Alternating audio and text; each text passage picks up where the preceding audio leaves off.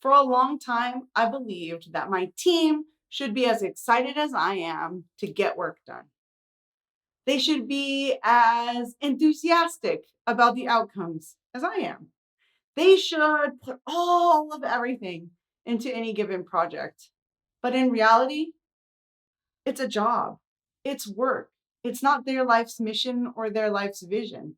In fact, you might even feel the same way about what your boss wants from you. How do we get people excited about what we're doing at any given moment? And that comes down to creating the connection to meaning for each of your staff members. This project, this job is important to them for a reason. And as a leader, we have to connect to those reasons and use them to create meaning for our staff. It doesn't matter what job you're in. It doesn't matter if you're designing a car, if you're coding some kind of project. It doesn't actually matter what you're doing, as long as the what is fueling their why. The what has to fuel their why. Just like for you, the what of what you're doing has to fuel you. It has to give you meaning or connect to your meaning and purpose.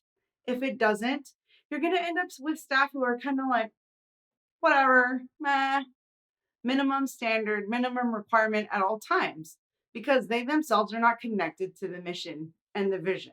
I know this so well. I've made so many mistakes, and I'm so glad that I get to share them with you and hopefully steer you clear of the mistakes that I have made repeatedly. So I own my own company. I don't know if you've been watching, you might know that I own my own company, and I've vacillated between this like, hoorah, the vision and mission, and I'm going to make everybody's life great and happy and beautiful.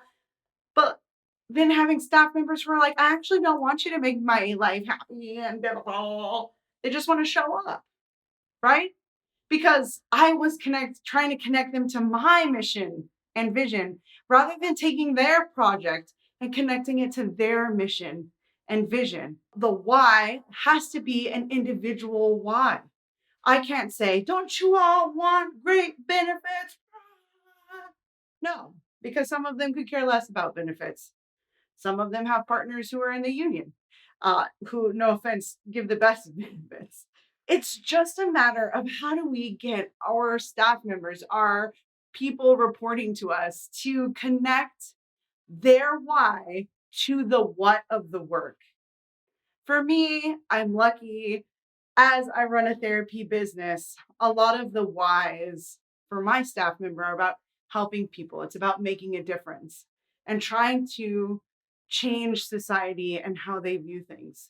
So connecting to a lot of people's whys can be easy, but I have to remember that the why is not a group-wide why. It's an individual why. My why is not necessarily to be good for the community at whole. My focus is to create a workplace and a work structure that can be replicated so that other companies can see like, wow, it's really easy to make companies that motivate individuals and prioritize the needs and wants of the staff members.